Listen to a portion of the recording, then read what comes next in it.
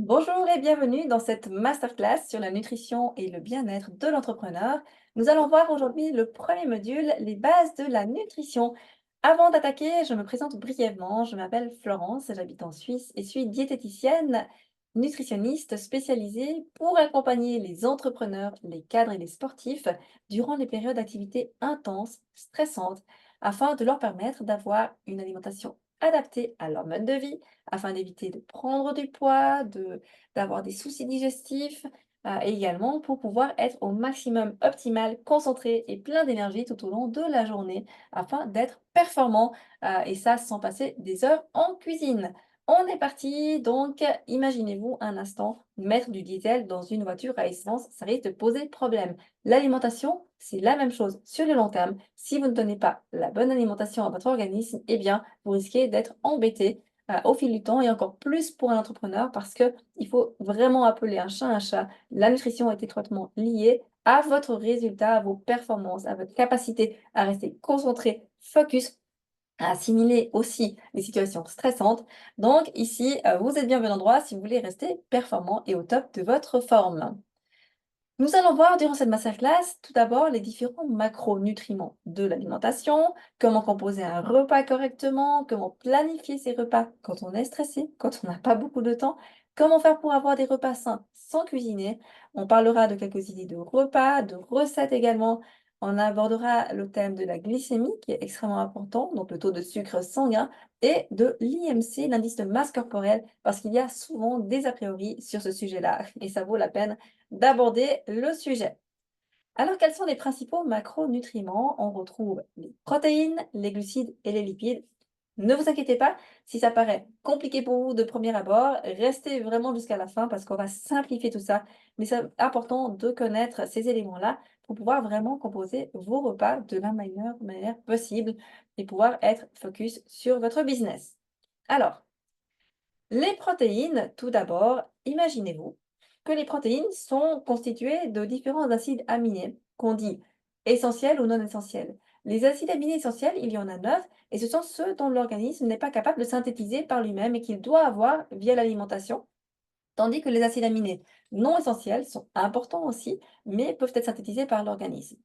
En règle générale, on retrouve, vraiment donc, ces petites briques, hein, que j'appelle les acides aminés, dans tout l'organisme au niveau de la musculature. Parce que les protéines sont vraiment les fondations de la musculature, les fondations de la croissance et de la réparation. Elles sont donc importantes à tous les repas. Vous imaginez vraiment que les acides aminés sont des petites briques pour constituer les fondations, les murs en fait de vos muscles, tout simplement. On a des protéines dans les aliments d'origine animale, comme la viande, le poisson, les œufs, les laitages, et dans les aliments d'origine végétale, comme le tofu, le soja, le corn, le sétan, les légumineuses.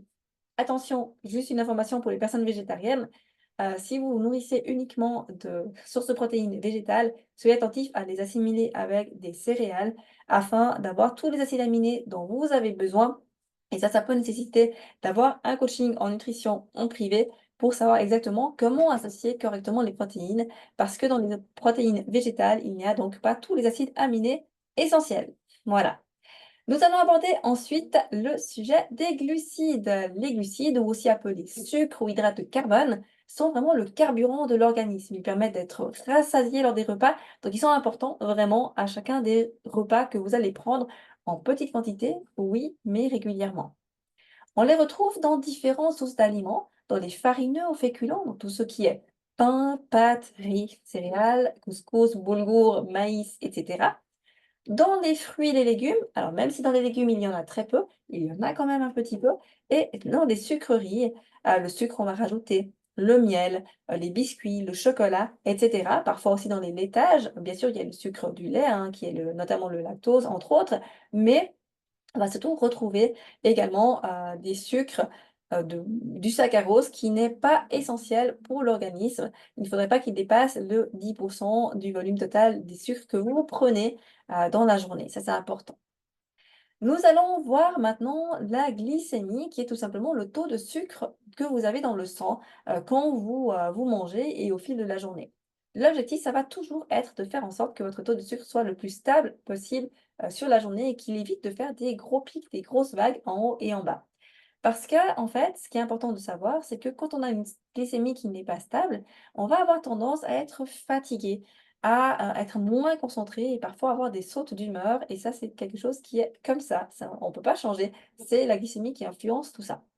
Certains aliments que vous allez consommer vont avoir tendance à augmenter votre taux de glycémie rapidement dans votre sang, puis de le faire chuter. On va voir un schéma tout à l'heure par rapport à ça, des explications. Et c'est quand la glycémie chute, justement, que vous avez ces phénomènes de fatigue et même de faim peu après les repas, même si vous avez bien mangé.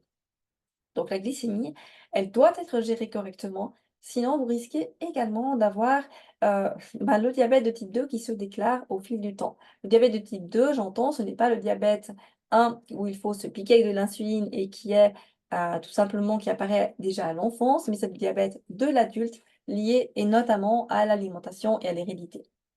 Donc la glycémie, maintenez-la vraiment le mieux possible et pour cela, pensez à manger des repas qui sont équilibrés la plupart du temps, on en reparlera tout à l'heure, et à vraiment, vraiment respecter les quantités. Attention aussi au sucre raffiné, aux boissons sucrées, au sucre ajouté. Évitez d'en consommer en trop grande quantité parce que ça va avoir un impact important aussi sur votre taux de sucre sanguin. Ici, vous voyez un schéma, tac, voilà, un schéma qui représente la glycémie. Vous voyez qu'il y a deux sortes de lignes, une rouge qui fait des grandes vagues et une violette qui fait des toutes petites vagues.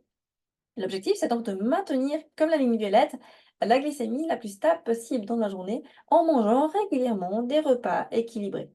En mangeant des repas qui contiennent trop de glucides, soit parce que vous mangez trop de sucreries, soit parce que vous apportez une trop grande quantité d'hydrates de carbone, trop de pâtes, de riz, de pain, etc. à la fois, eh bien, vous allez avoir le taux de sucre qui va monter en flèche. Et peu après, peut-être 1 heure et demie après le repas, ou des fois même un petit peu moins, vous aurez le taux de sucre qui va redescendre aussi en flèche. Et à ce moment-là, vous vous sentirez fatigué, vous aurez l'impression d'avoir faim, même si vous avez bien mangé le repas précédent. C'est typique, par exemple, de ce qui se passe quand vous allez manger dans des fast-foods. Vous avez souvent des grandes proportions de sucre, on a les frites, on a le pain du burger, par exemple, ça fait beaucoup. Et du coup, vous avez votre glycémie qui monte rapidement, mais elle rechute rapidement aussi. Donc, sur le moment, vous êtes calé, parfois vraiment rassasié, vous ne pouvez plus rien avaler, mais un moment après, vous avez l'impression d'avoir faim ou d'avoir besoin de manger tout simplement, ou d'aller faire une sieste après le repas parce que vous avez amené trop de sucre d'un coup à votre corps. On a ensuite les lipides qu'on assimile également aux graisses et qui sont extrêmement importantes pour l'organisme parce qu'ils fournissent une énergie aussi considérable pour votre corps. Ils sont essentiels pour la construction de nos cellules et aussi pour la régulation de nombreuses hormones de l'organisme. Donc, on en a besoin en petite quantité, mais aussi régulièrement. On les retrouve principalement dans les huiles végétales, comme l'huile d'olive, caméline, lin, tournesol, colza, etc. On les retrouve aussi dans le beurre, la crème, le saindoux par exemple, dans les avocats, les fruits oléagineux, c'est tout ce qui est noix, noisettes, amandes, etc. Et dans les poissons gras comme le thon, le saumon et le hareng. Les lipides, eh bien, faites attention à la qualité des lipides que vous mangez. Privilégiez plutôt les huiles végétales, les avocats, les poissons, les fruits oléagineux et limitez la consommation de crème, de beurre, soit pour les tartines du matin, soit pour les occasions, 1 ou 2 fois par semaine, par exemple, quelque chose avec de la sauce ou de la crème, pas de problème, mais n'en abusez pas. Attention aussi à tout ce qui est friture, panure, à ne pas exagérer. Si vous prenez un aliment qui est frit, vous panez 1 fois dans la semaine, 1 fois chaque 10 jours, pas de problème. Mais plus, ça peut faire trop parce que souvent, on a des graisses qui ne sont pas de bonne qualité à l'intérieur. Et attention aussi aux margarines parce que souvent, quand vous achetez des margarines plutôt que du beurre le matin, pensant bien faire, eh bien, vous aurez peut-être remarqué que derrière, on a ce qu'on appelle des acides gras trans, qui sont des acides gras qui ont été modifiés parce qu'ils ont été chauffés fortement pour être solidifiés et ça, c'est quelque chose qui n'est pas forcément très bon pour la santé. Donc attention à ne pas abuser, des acides gras trans. Encore une fois, il ne faut pas complètement abolir, hein, quoi que ce soit dans l'alimentation, mais soyez simplement attentifs à prendre des graisses de qualité, plutôt des huiles, plutôt, du beurre que de la margarine. Alors si c'est en petite quantité pour le repas du matin, hein, évitez de cuisiner par contre au beurre, c'est pas terrible et puis, veillez à avoir tous les jours au moins à chaque repas une source de lipides sous forme d'huile ou de poisson ou de fruits oléagineux, par exemple. Pour les lipides, soyez attentif à limiter les graisses cachées, parce qu'on a les graisses visibles et les graisses cachées. Les graisses cachées, c'est quoi? C'est tous ces lipides qu'on va retrouver dans les aliments, mais qu'on ne voit pas. Dans les charcuteries, par exemple. Alors, dans le salami, oui, on va voir la graisse. Mais par exemple, dans le pâté, on ne va pas voir la graisse. Dans la mortadelle, pas forcément non plus. Dans le fromage, les pâtisseries, les pâtes feuilletées, les pâtes brisées, on ne va pas forcément voir que c'est gras et pourtant ça l'est. Donc faites-vous plaisir une fois ou deux par semaine, mangez un aliment de cette catégorie une fois ou deux par semaine, mais pas tous les jours. Privilégiez aussi les méthodes de cuisson qui contiennent peu de graisse, comme faire revenir les aliments à la poêle, comme par exemple, pourquoi pas le barbecue ou la plancha en été, faire cuire au four aussi les aliments par exemple. Ensuite, privilégiez vraiment l'huile, plutôt que le beurre pour cuisiner et évitez de faire en sorte que quand vous cuisinez, l'huile, elle chauffe. Si elle chauffe, c'est que vous l'avez trop, heu, chauffée tout simplement. Si elle fume, pardon, et à ce moment-là, il faudrait la mettre de côté parce qu'une huile qui fume n'est pas bonne pour la santé, elle a été modifiée. Privilégiez aussi les graisses végétales non transformées, donc qui ne contiennent pas d'acides gras trans sur la composition quand vous retournez l'emballage. Et puis, le beurre en petite quantité ne pose pas de problème, mais évitez d'en manger en grande quantité tous les jours, tous les jours. Voilà pour cette première partie. Nous allons voir maintenant comment composer les repas. Alors, parlons d'abord du petit déjeuner. Beaucoup de personnes demandent, mais est-ce qu'il faut déjeuner? Est-ce qu'il ne faut pas déjeuner? Comment on compose un petit déjeuner? J'ai envie de vous dire, stop aux 3 tartines, beurre, confiture et puis loin au travail. On peut manger des tartines, mais en petite quantité. Vous verrez, la règle d'or, c'est souvent des petites quantités régulièrement. Alors, le petit déjeuner, il est important pour permettre de démarrer de manière productive la journée. On a dormi, on est resté de longues heures à jeun, c'est important de recharger les batteries. Évitez dans la mesure du possible de ne rien manger jusqu'au repas de midi, parce que ça va favoriser les grignotages plus tard. Souvent, les personnes se disent: «Je veux perdre du poids, donc je saute le petit déjeuner». Mais sans se rendre compte, à un moment donné, ils vont avoir envie de grignoter. Ils vont avoir envie d'aliments sucrés, par exemple, et ils vont compenser. Ou alors, ils vont manger beaucoup plus au repas suivant, tout simplement parce qu'ils ont manqué à un moment donné d'énergie. Et le corps va aller réclamer cette énergie manquante. Par contre, si vous n'avez pas très faim le matin, ne vous forcez pas à déjeuner tout de suite.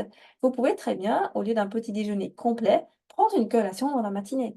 Mais dans la mesure du possible, pensez à manger quelque chose, à amener de l'énergie à votre corps dans la matinée, avant le repas de midi, pour être plus concentré et pour vraiment aussi stabiliser, rappelez-vous toujours, votre glycémie dans le sang et éviter qu'elle soit trop dans les chaussettes le matin, ensuite qu'elle monte trop parce que vous avez extrêmement faim au repas de midi que vous mangez plus que nécessaire. Donc, un petit déjeuner équilibré se compose toujours d'une source de fruits, une source de protéines, vous savez maintenant ce que c'est les protéines, d'un peu de farine ou de féculents, d'une boisson non sucrée et pourquoi pas quelques fruits oléagineux comme noix, noisettes, amandes, beurre, confiture ou miel. On va voir un peu plus en détail des exemples de petits déjeuners, ça va vous aider à vraiment vous rendre compte. Ça peut être du sucré, du salé, du solide, du liquide, ce n'est pas important. Ce qui est important, c'est plutôt la composition du petit déjeuner. Par exemple, ici, vous pouvez avoir du pain complet aux céréales avec un petit peu de beurre confiture, pas de problème, un jus de fruits, un jus d'orange frais pressé par exemple, un céréé et puis quelques amandes et un café. Ou un birchal muesli maison par exemple, avec un jus de fruits.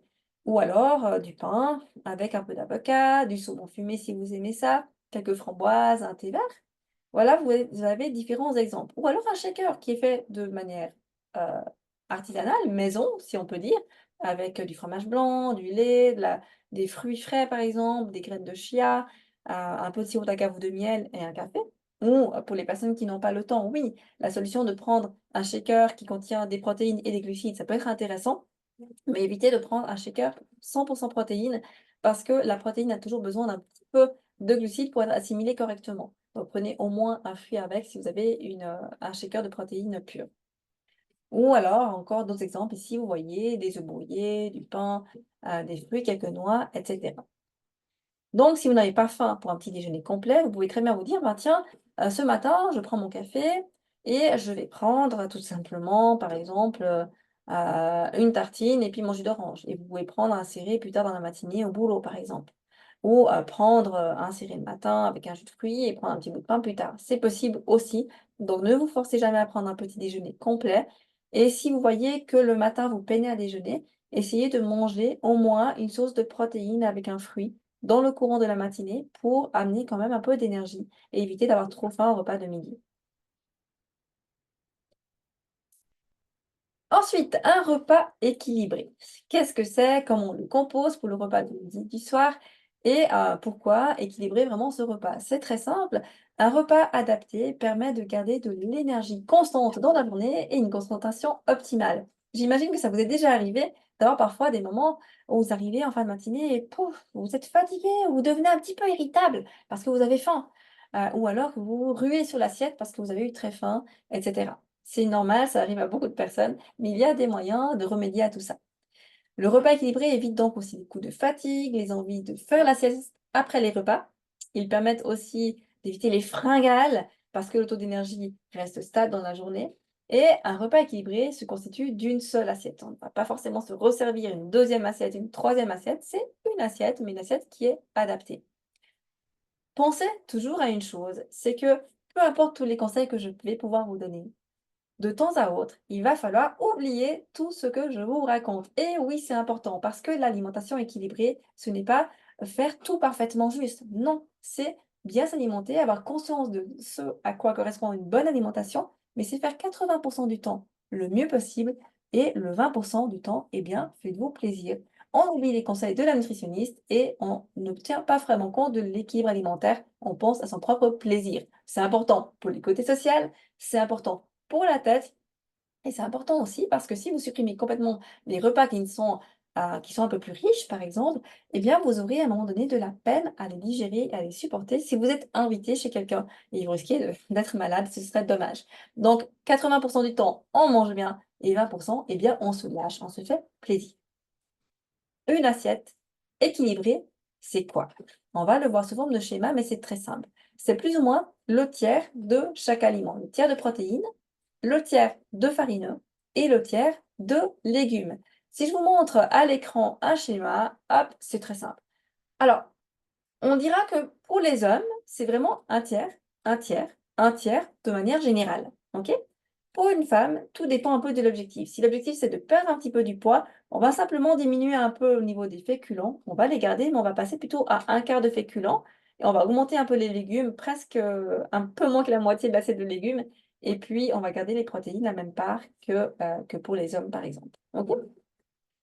Un repas équilibré, c'est aussi avoir l'équivalent d'une cuillère à soupe d'huile par personne pour préparer le repas. Admettons que vous soyez 4 au repas, eh bien, vous aurez la possibilité d'utiliser 4 cuillères à soupe d'huile, pour que ce soit pour la salade, que ce soit pour cuire la viande, le poisson, par exemple, etc. Voilà, pas besoin de grandes quantités, mais rappelez-vous, les lipides sont importants en petites proportions. Si vous avez encore faim après une assiette, eh bien, essayez de vous resservir uniquement si vous ressentez cette faim réellement et si, dans ce cas-là, reprenez plutôt des légumes ou de la salade que de reprendre du farineux ou des protéines. Autrement, pour dessert, pas de souci, si vous avez vraiment encore faim ou vous avez envie d'un dessert de temps en temps, prenez plutôt un fruit ou un laitage la majorité du temps et rappelez-vous, une fois ou 2 dans la semaine, eh bien, faites-vous plaisir. Si vous avez envie d'un dessert, faites-le, c'est OK. Ça fait partie de l'équilibre alimentaire, encore une fois. En ce qui concerne l'alcool, on dit un verre de vin pour les femmes, 2 pour les hommes, c'est OK, ça fait partie aussi de l'alimentation et de la norme, mais pas plus, sinon vous risquez d'avoir aussi trop d'apports énergétiques et de ne plus forcément être optimal non plus au travail. Pensez toujours 2 repas joker par semaine, ce qui correspond plus ou moins à 80% optimal, 20% de plaisir. 2 à 3 repas joker, pas de problème. Ce ne sont pas de repas non équilibrés qui vont faire en sorte que vous allez prendre du poids ou ne pas être bien. Mais ce sont les petites erreurs du quotidien mises bout à bout les unes avec les autres. D'accord? Donc si de temps en temps vous avez envie d'un plat où il n'y a pas de légumes, c'est OK, il n'y a pas de problème. Et si vous avez un plat unique, parce que parfois on a un repas où il y a tout en un. Alors dans l'assiette, là, ce n'est pas compliqué, vous remplissez simplement les 2 tiers de l'assiette du plat unique. Si je prends l'exemple de lasagne, par exemple, eh bien, je vais prendre les 2 tiers de l'assiette de lasagne, mais je vais quand même garder mon tiers pour les légumes ou pour la salade. Ceci étant dit, eh bien, nous allons voir maintenant comment choisir ces aliments, parce que c'est bien joli de savoir qu'est-ce qu'on met dans son assiette, mais comment on choisit finalement quels aliments on va privilégier ou pas. Alors, Tout d'abord, par rapport aux viandes, privilégiez toujours les viandes les plus maigres. Et souvent, détrompez-vous, ce ne sont pas les moins bons morceaux, au contraire. On va plutôt parler des filets, de l'épaule, des noix, des pièces qui sont finalement peu riches en graisse. Et limiter, dans la mesure du possible, les charcuteries grasses du type pâté, mortadelle, terrine, viande hachée grasse, etc. Gardez-les pour les repas plaisir, mais ça ne doit pas constituer la base de votre alimentation. Pareil pour tout ce qui est cordon bleu, nuggets, tranches panées, hein, tout ce qui est de la panure autour au niveau des viandes et des poissons, par exemple. Pour les poissons, privilégiez aussi plutôt des poissons frais, surgelés, ou s'ils sont déjà préparés, qui sont plutôt sans forcément avoir de la sauce dessus, ou on conserve au naturel si on prend du temps.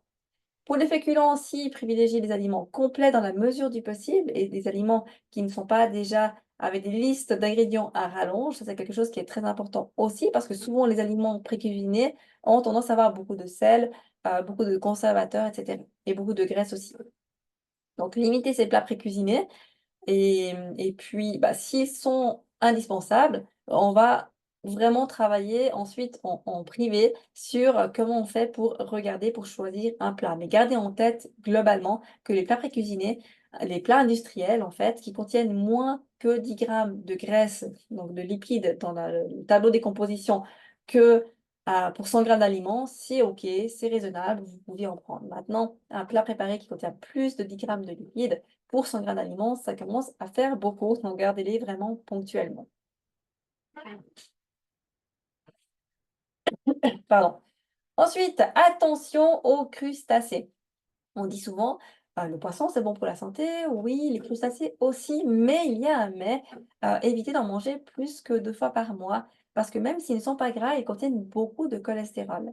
J'ai eu, dans le passé, une personne que je suivais, un sportif d'élite, qui adorait les crustacés. Il ne comprenait pas, il mangeait vraiment très bien, mais il avait tendance à manger, 2, 3, 4 fois par semaine des crustacés et son taux de cholestérol avait mais bondi, d'un coup.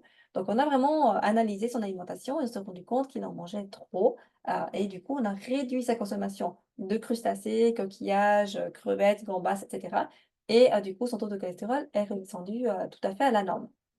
Limitez aussi le fromage, on dit, 3 fois par semaine, pas de problème, mais pas forcément tous les jours. En tous les cas, pas tous les jours en guise de plat, ça c'est vraiment important et limitez-vous à un morceau lorsque vous mangez du fromage. Attention aussi à la consommation d'alcool, hein, comme expliqué au préalable, un verre de vin par jour pour les femmes, 2 pour les hommes, c'est OK, mais plus, ça ne fait plus partie de l'équilibre alimentaire. Surveillez aussi la consommation de sauce. Si vous allez régulièrement au restaurant, demandez parfois à ce que la sauce soit à côté ou qu'elle ne soit pas forcément mise pour éviter d'avoir plus que 2 fois par semaine, de la sauce qui contient, de la crème et cetera. D'accord? 1 à 2 fois par semaine, c'est OK, mais pas plus. Pareil pour ce qui est friture, panure, elles doivent rester occasionnelles chaque, semaine, voire chaque 2 semaines, tout au plus, pour permettre une alimentation qui est adéquate, qui est équilibrée. Et maintenant, comment on fait lorsqu'on n'a pas beaucoup de temps? C'est une problématique qu'on rencontre fréquemment chez les entrepreneurs et c'est vrai que je la rencontre personnellement aussi. Donc j'ai dû, comme vous, moi, apprendre vraiment à gérer mon temps et ce fameux, manque de temps, on a l'impression de toujours courir après les heures. Alors, plusieurs possibilités.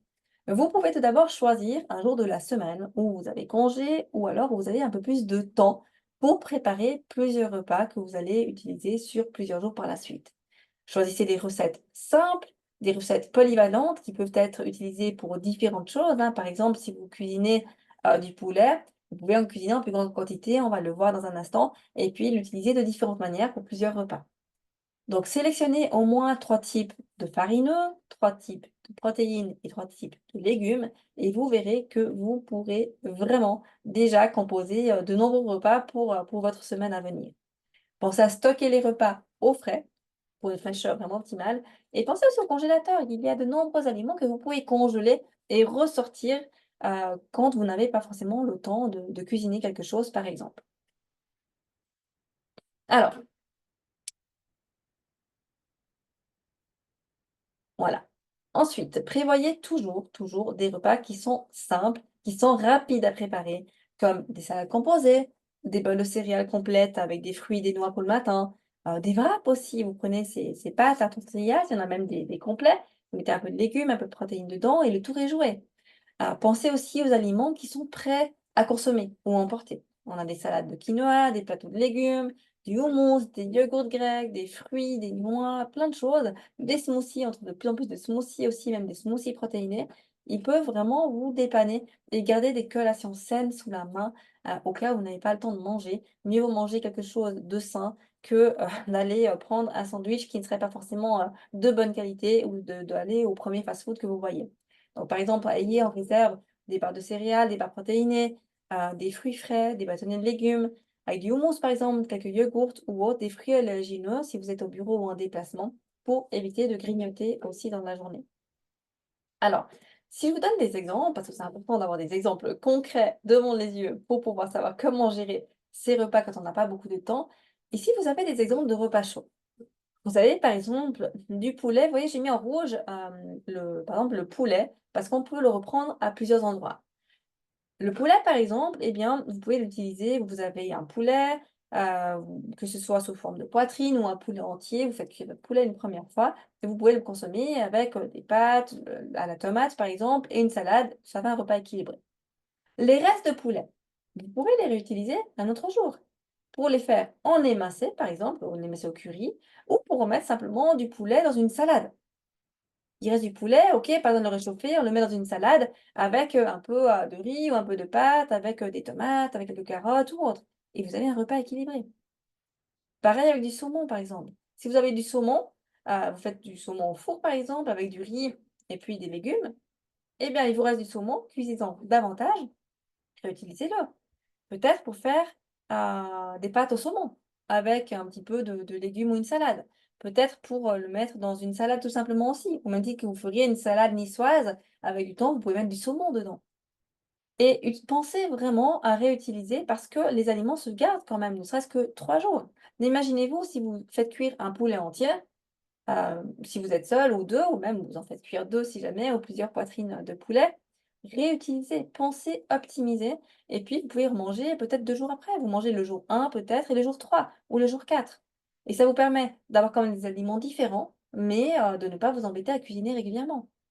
Donc si vous faites plusieurs féculents, plusieurs poissons ou sources de protéines et légumes, eh bien vous verrez que ce sera très pratique pour vous de pouvoir, composer des repas rapidement. Ici, vous avez maintenant d'autres exemples, là, ici, des repas froids. Je vous ai cité quelques exemples d'ailleurs tout à l'heure, mais vous les avez sous les yeux, comme ça, ces exemples de repas que vous pouvez composer. On retrouve de nouveau le poulet, le saumon, comme vous le voyez ici. Donc, vous pouvez vraiment moduler vos repas comme vous l'entendez, mais ça vaut vraiment la peine de se dire, bah, tiens, peut-être que ce samedi matin, j'ai du temps, ou que tel jour, dimanche après-midi, il fait pas beau, j'ai du temps, ben, je vais préparer plusieurs repas pour ma semaine. Comme ça, je n'ai qu'à réchauffer ou qu'à sortir du micro-ondes qu'à sortir du frigo aussi, qu'à embarquer avec moi au travail et c'est vraiment ce sont des repas qui sont adaptés pour vous. Ici, vous retrouvez également quelques recettes toutes simples. Par exemple, quelque chose de pratique, c'est de faire de la mousse de thon. Si vous avez chez vous du thon naturel en boîte, hein, alors un avocat, des yogourts nature par exemple, un peu de citron, des herbettes et cetera, des épices, eh bien vous prenez le tout, vous mélangez, vous, passez, au mixeur si vous le souhaitez, sinon vous faites simplement de mélanger bien la fourchette en écrasant un petit peu et puis il vous suffit de manger ça comme source de protéines avec une bonne salade et du pain et ça suffit. Ou alors de le mettre dans une pâte, à bras, par exemple, à tortillas et ça va très bien et vous avez un repas qui est fait en 3 4 minutes, mais qui reste équilibré. Vous avez ici un autre exemple avec une salade dite express.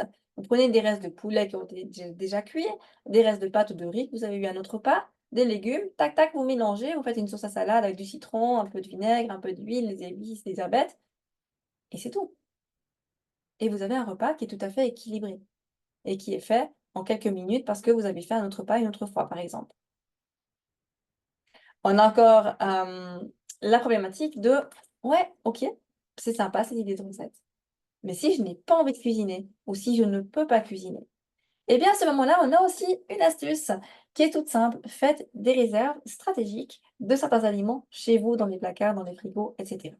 Tout d'abord, au niveau des protéines, ayez toujours en réserve et ça, je vous assure que ça m'a sauvé la vie plusieurs fois aussi. Je le fais personnellement aussi, hein, ce genre de choses, parce que parfois, On se laisse prendre par le temps, parce que parfois, on a un client qui nous prend plus de temps que prévu. Parce que parfois, bah, il y a quelque chose qui s'est passé différemment que ce qu'on a prévu et on n'a pas le temps de faire un repas. Ça arrive, je pense, à tout entrepreneur. Donc à ce moment-là, eh bien, merci les réserves. Pensez à avoir des réserves d'eau, crue et cuit dur, des réserves de thon naturel, de cottage cheese, de serré, peut-être de skyr, de roast beef, de jambon de dinde, de poulet, de viande séchée, de jambon tout simplement. Tous ces éléments-là n'ont pas besoin d'être cuisinés. Vous pouvez les sortir du frigo ou du placard tout simplement et puis les ajouter à un repas qui ne serait pas complet. Si vous avez commandé par exemple un plat de pâtes parce que vous n'avez pas le temps, bah voilà, vous avez pris un plat de pâtes à l'emporter où il n'y a pas de protéines dedans, hop, vous pouvez sortir 2 œufs cuits durs et les manger avec. Ou un peu de viande séchée, ou un peu de roast beef par exemple. D'accord? Donc c'est très pratique pour compléter un plat unique ou pour agrémenter un repas que vous mangeriez sur le pouce à la maison si vous avez peu de temps. Hop, un peu de roast beef, un peu de pain, une salade verte ou une tomate que vous coupez en rondelles avec un peu de vinaigre balsamique, d'huile et c'est bon, vous avez un repas équilibré et c'est beaucoup mieux que d'aller vite au fast-food prendre quelque chose ou de vous faire un sandwich qui aurait très peu de protéines et beaucoup trop de glucides et qui ferait en sorte que vous serez fatigué un moment après.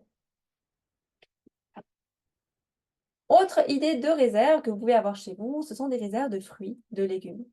Quelques salades, des tomates, ça se conserve bien, des carottes, pourquoi pas, des concombres, de la betterave cuite, des haricots en boîte. Oui, c'est en boîte, mais mieux vaut des haricots en boîte qu'on va peut-être rincer s'ils sont salés ou sinon on les achète au naturel. Et puis, bah, avoir quelque chose pour composer un repas équilibré en quelques minutes. Quelques fruits aussi, des pommes, poires, kiwis, bananes, fruits de saison. Tout ça, ça va vous permettre d'avoir un repas qui sera complété si vous prenez encore une fois un repas à l'emporter qui n'a pas de légumes ni de salade. Vous, prenez, des, lasagnes à l'emporter, vous prenez, peu importe l'aliment que vous prenez, le repas que vous prenez à l'emporter, il n'y a pas toujours de légumes ou de salade.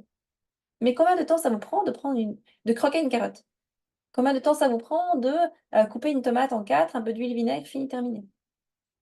De couper quelques rondelles de concombre, par exemple, ou de manger un fruit? Donc aujourd'hui, il n'y a plus d'excuses pour pouvoir faire un repas qui est équilibré, même quand on n'a pas le temps, je vous assure. Mais pour ça, il faut simplement prendre le temps, effectivement, quand vous allez faire vos courses ou quand votre conjoint ou la personne qui s'occupe dans votre ménage de faire des courses, eh bien, pense à faire quelques réserves pour pouvoir vous aider tout simplement à avoir un repas équilibré et rapide. Il existe aussi d'autres astuces.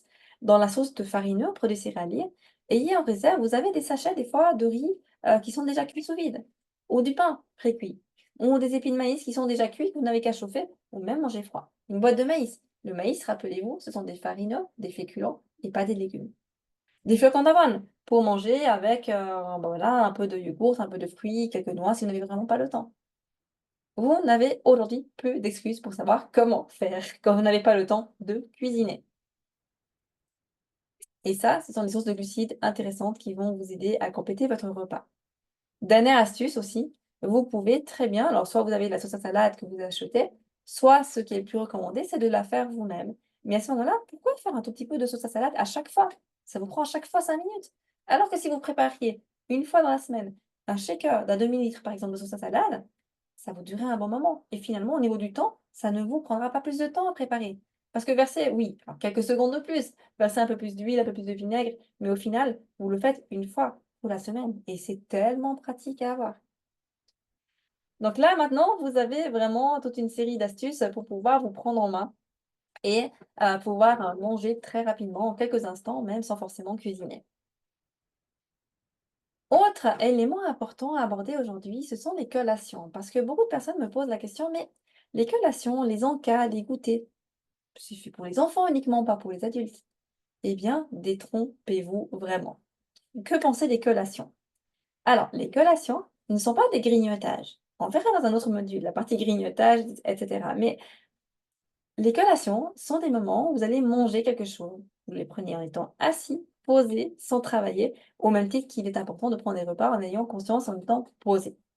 Eh bien, elles comportent pardon, toujours une source de protéines avec un fruit ou une autre source de glucides, parfois peut-être aussi quelques noix, quelques noisettes. Comme vous voyez sous l'image ici, on a une collation adaptée, du yogourt, des fruits, un petit peu de céréales, quelques noix, quelques amandes, c'est parfait.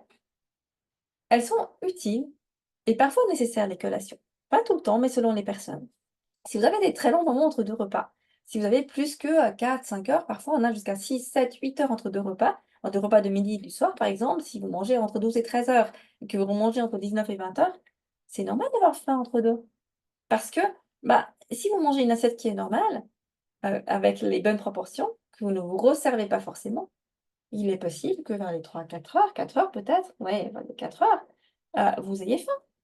Parce que vous avez amené de l'énergie à votre corps, mais comme le but c'est de maintenir votre glycémie, eh bien, c'est bien peut-être de rapporter quelque chose à votre corps et de prendre une collation qui est saine. Mais alors, au lieu de prendre une barre chocolatée, au lieu de prendre quelque chose sur le pouce à la va-vite, une pâtisserie ou autre, prenez la plupart du temps une collation qui est saine, comme un fruit avec du skyr par exemple, ou du céré, une barre de protéines par exemple, ou du pain avec un peu de saumon par exemple aussi. C'est tout à fait possible.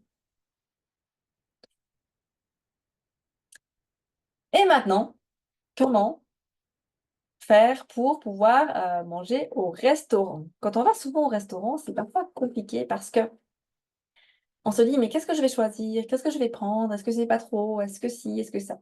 Alors, si vous allez ponctuellement au restaurant, faites-vous plaisir. Gardez les repas du restaurant comme repas plaisir sans forcément vous soucier de l'alimentation, de l'équilibre alimentaire.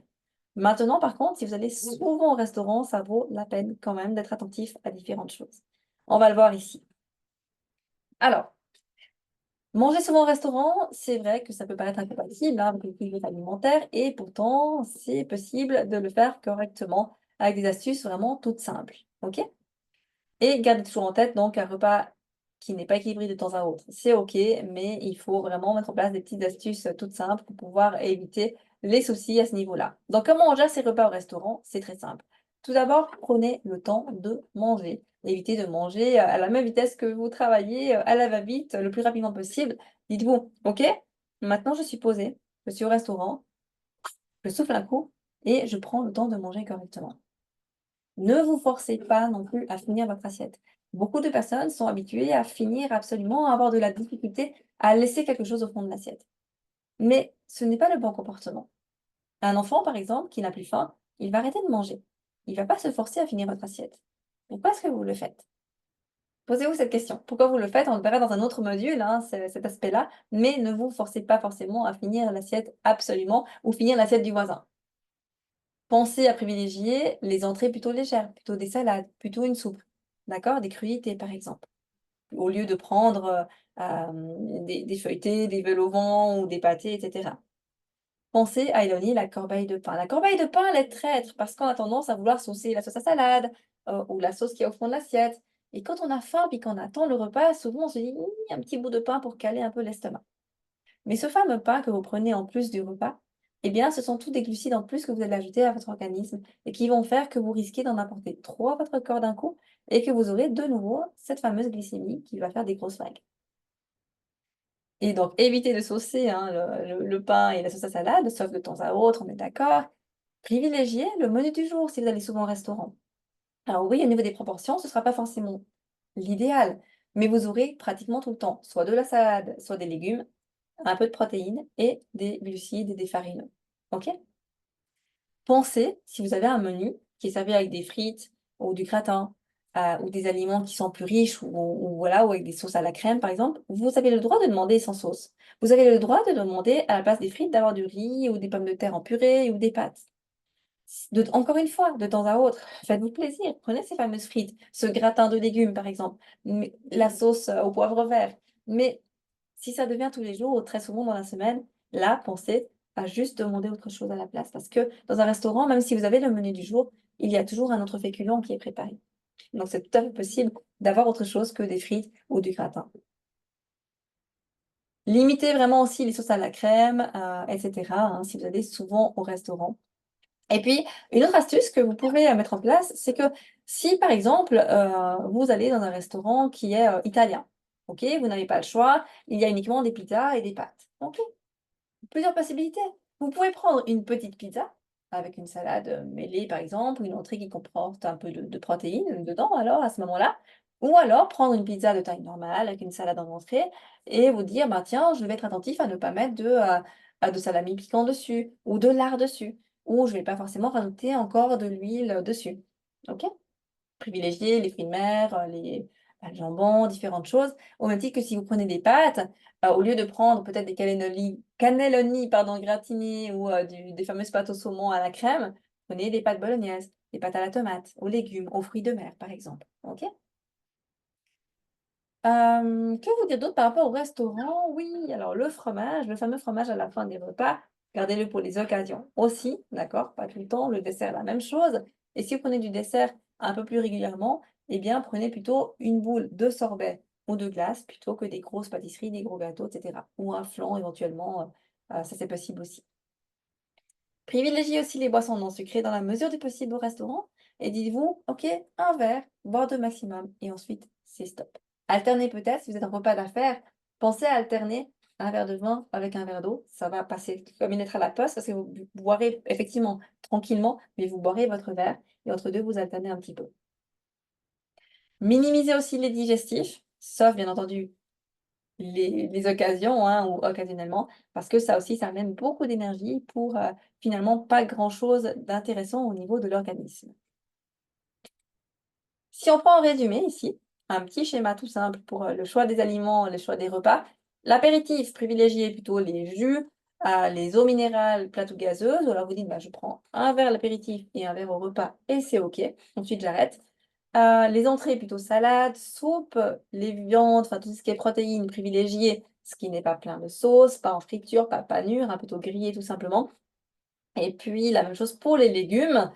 Dans les féculents, donc les farineux, privilégiez les aliments qui ne sont pas frits non plus, ni en gratin. Demandez à changer, hein, si vous avez souvent des frites, évitez d'en manger, 4-5 fois par semaine. Une fois, c'est OK, mais pas trop souvent. Et puis pour les desserts, privilégiez vraiment la salade de fruits plutôt, les sorbets sans chantilly, les flans, les yogourts plutôt que les grosses pâtisseries qui sont bien riches, les coupes complètes glacées. Et pour digestif, ben, eh bien, gardez vraiment pour les occasions et autrement, prenez plutôt, du thé, du café, de l'eau minérale. Après, encore une fois, hein, si vous allez ponctuellement au restaurant, faites-vous plaisir. Prenez vos repas plaisir, vos repas joker au restaurant et puis, autrement, soyez vraiment attentifs quand même à ce genre de conseils. Avant de terminer par rapport aux bases de la nutrition, j'aimerais vous parler, du poids et des idées reçues sur l'indice de masse corporelle et du poids. Beaucoup de personnes font des fixettes vraiment sur leur poids. J'ai envie de vous dire une chose, c'est que arrêtez avec ça. Bien entendu, surveillez son poids, personnel d'une année à l'autre ou de temps en temps pour voir, si on a pris beaucoup de poids ou pas. Oui, bien sûr que c'est intéressant, bien sûr que c'est important. Mais ne faites pas de fixette sur l'indice de masse corporelle quand vous comparez à d'autres personnes. Vous voyez très bien à l'écran ici, et là, c'est pour ça que j'ai mis l'image parce qu'une image vaut parfois plus que les mots. Ici, j'ai pris volontairement, merci à l'intelligence artificielle d'ailleurs, un homme, une image d'un homme, c'est la même personne.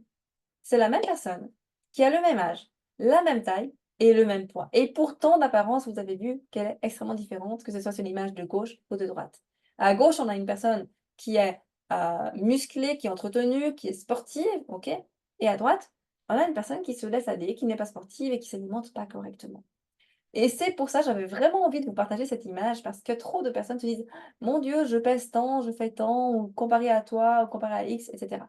Non, arrêtez avec ça. Comparez-vous à vous-même, par rapport à vous-même, en fonction aussi de vous. Prenez soin de votre santé, bougez, faites du sport, alimentez-vous correctement, dormez suffisamment, mais ne vous faites pas de vraiment de fixette par rapport à cet indice de masse corporelle, c'est extrêmement important.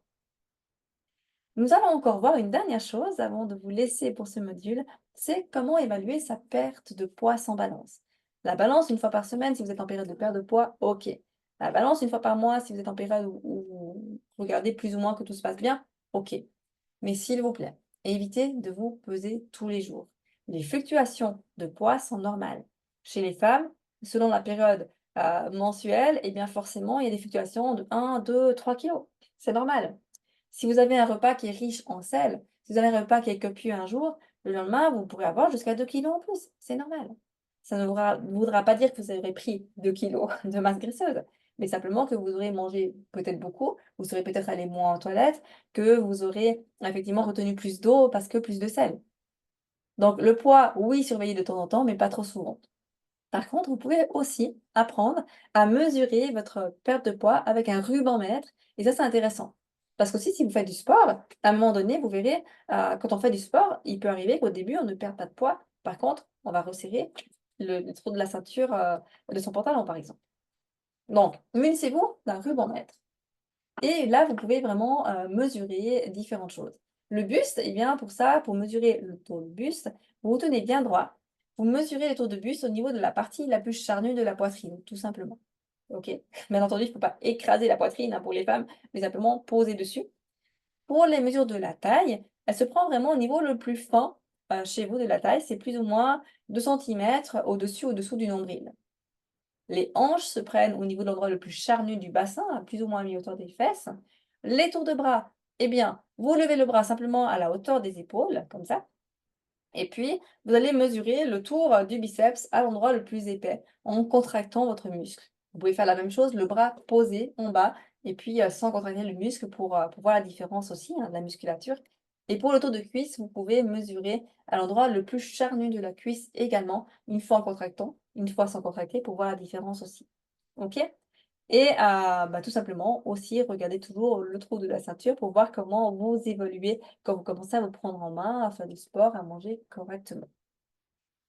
Voilà, c'en est tout pour ce premier module sur les bases de la nutrition. Est-ce qu'il y a des questions ce soir? Je vais regarder dans le chat.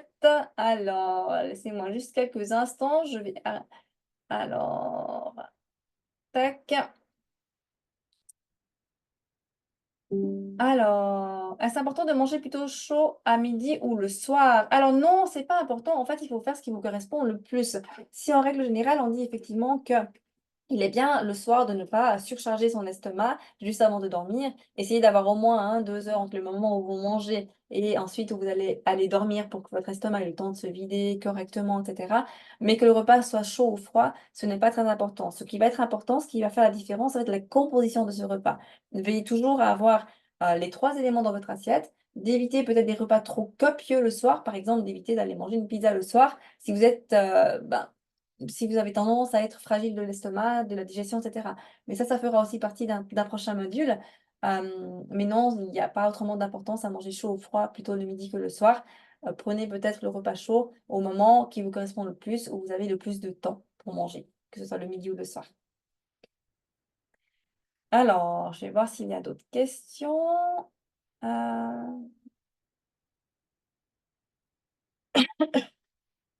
tac, alors je lis les commentaires. Merci pour vos commentaires. Hem, tac. Si je n'ai pas faim le matin, oui, alors comme expliqué, si vous n'avez pas faim le matin, rien ne sert de vous forcer à manger un repas qui est complet. Par contre, effectivement, le coup du croissant au chocolat n'est pas forcément le plus adapté. Pensez toujours à avoir une source de fruits avec une source de protéines ou un peu de pain, par exemple, avec une source de protéines quand même, pour amener suffisamment d'éléments, de nutriments à votre organisme. Essayez de prendre effectivement une collation, adaptée à ce moment-là. Ça, c'est vraiment quelque chose qui est important. J'ai insisté là-dessus et j'insiste encore, c'est qu'on voit trop souvent des personnes qui ont tendance à compenser dans la journée. En sautant le petit déjeuner, souvent, elles vont manger plus à midi ou alors elles vont craquer dans l'après-midi ou dans la soirée, en étant devant la télé et craquer et grignoter finalement parce qu'il a manqué à un moment donné de l'énergie. Donc attention toujours avec ça, privilégiez de manger quelque chose dans la matinée plutôt que de sauter le petit déjeuner, surtout, surtout si vous avez tendance à grignoter. Alors, tac. Pas d'autres questions? Très bien.